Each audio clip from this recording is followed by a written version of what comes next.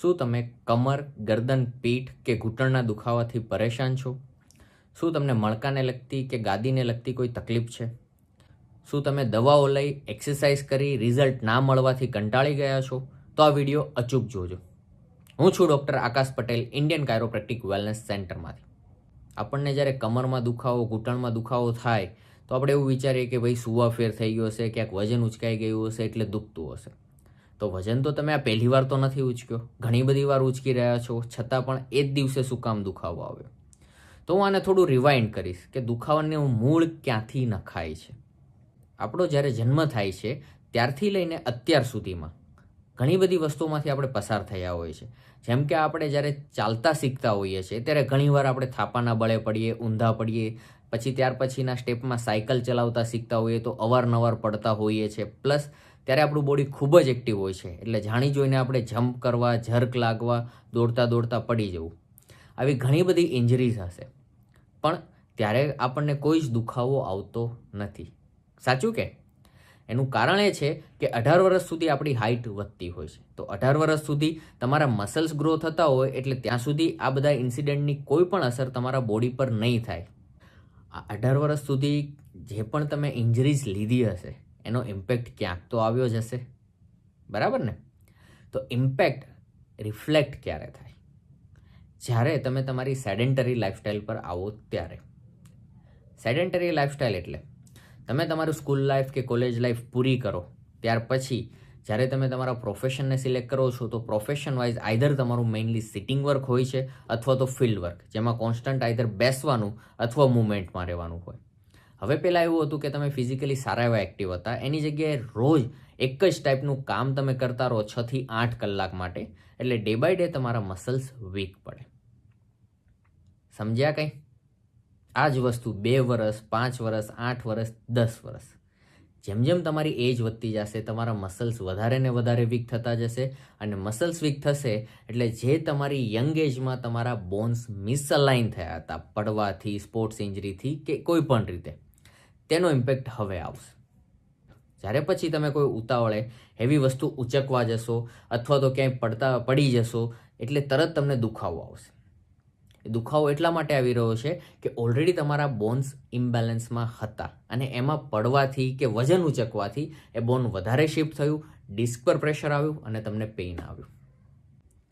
તો હવે જ્યારે તમને પેઇન આવશે તમે 2 ઓપ્શન કરશો. એક છે મેડિસિન્સ. મેડિસિન્સ લેવાથી ડેફિનેટલી બહારથી જે સોજો આવેલો હશે એ ઉતરી જશે એટલે તમને પેઇનમાં બેટર થશે. બટ થોડો સમય પાછો જશે કે ફરીથી સેમ એવી એક્ટિવિટી થશે તો પેઇન આવે છે. કુછ લોચા હે? સેમ વસ્તુ જ્યારે તમે એક્સરસાઇઝમાં જાઓ છો, ફિઝિયોથેરાપી એક્સરસાઇઝ કરો કે ઘરે યોગા કે એવી કોઈ વસ્તુઓ કરો છો તો પેઇન પાછું સબસાઇડ થઈ જાય. પણ થોડા દિવસ જો એક્સરસાઇઝ મિસ કરી તો એ પાછું આવે છે, બરાબર ને? તો આ વસ્તુનું સોલ્યુશન લાવવું કઈ રીતે? આપણે જેમ વાત કરી હતી વિડીયોના સ્ટાર્ટિંગમાં કે જ્યારે આપણે પડ્યા, ઇન્જરીઝ થઈને આપણા બોન્સ કે સ્પાઇન જે મિસઅલાઇનમેન્ટ હતી, જો એને આપણે કરેક્ટ નહીં કરીએ તો ત્યાં સુધી તમને મેડિસિન્સ કે એક્સરસાઇઝ લોંગ ટાઈમ સપોર્ટ નહીં કરે. કાયરોપ્રેક્ટિક સિમ્પલી શું કરે છે એ હું તમને જણાવી દઉં. તમારી બોડીમાં 24 મણકા હોય છે. 24 મણકા એક અહીંયા 24 માળની બિલ્ડિંગ. હવે બિલ્ડિંગના પાયા જે છે એ છે તમારા હિપ્સ, થાપા. હવે જો આ થાપામાંથી કોઈ પણ એક થાપો થોડો ઉપર નીચે થઈ જાય તો બિલ્ડિંગ શું થશે? સેન્ટ્રલાઇઝ રહેશે કે નમી જશે? નમશે, બરાબર ને? તો હવે આ નમેલી બિલ્ડિંગ સાથે તમે ટેબ્લેટ્સ લેશો તો બિલ્ડિંગ કરેક્ટ થશે? નો. બીજી વસ્તુ, આ જ રોંગ સ્ટ્રક્ચર સાથે તમે એક્સરસાઇઝ કરશો એટલે શું થશે? મસલ સ્ટ્રેચ થવાથી તમને થોડું સારું લાગશે પણ સ્ટ્રક્ચર કરેક્ટ નથી થવાનું. તો પ્રાયોરિટી એ છે કે જ્યાં સુધી તમારું ઇમ્બેલેન્સ કે હિપનું લેવલ જે છે એ આપણે કરેક્ટ નહીં કરીએ ત્યાં સુધી તમારી બિલ્ડિંગ નહીં ટકે અને તમારા એક સાઈડના મસલ્સ વીક રહેશે, એક સાઈડના મસલ્સ પર લોડ વધારે આવશે. તો જો તમારે કમરનો દુખાવો, પીઠના દુખાવા કે ઘૂંટણના દુખાવા, ઇન શોર્ટ મણકાને લગતી તકલીફો, સાંધા કે સ્નાયુને લગતી તકલીફો હોય તો કાયરોપ્રેક્ટિક દ્વારા જ્યાં સુધી તમે બોનને અલાઇનમેન્ટ નહીં કરાવો ત્યાં સુધી બીજી ટ્રીટમેન્ટ તમને એટલી ઇફેક્ટિવ કામ નહીં કરે. નો ડાઉટ, જો તમારા મણકામાં ક્યાંય ફ્રેક્ચર થઈ ગયું હશે કે તમારે કોઈ હાડકું તૂટી ગયું હશે તો ઓબ્વિયસ છે તો એમાં કાયરોપ્રેક્ટિક કામ નહીં કરે, તો તમારે ડેફિનેટલી મેડિસિન્સ માટે જવું પડશે.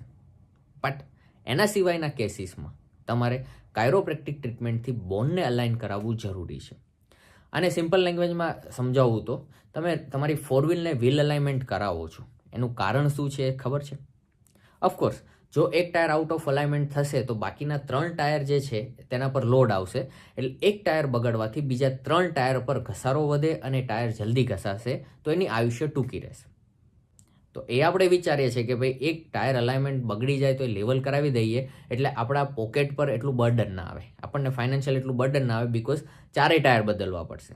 તો એકનું અલાઇનમેન્ટ કરાવવું બેટર છે. તો હવે એ જ રીતે તમારી બોડીમાં જે હાડકાં અને મણકા છે એને તમે અલાઇન નહીં કરાવો તો એક બગડશે તો એ કેટલાને બગાડશે? હવે ટાયર તો રિપ્લેસ થશે, મણકા વિચારો અને આજે જ કાયરોપ્રેક્ટરને કોન્ટેક્ટ કરો. Thank you.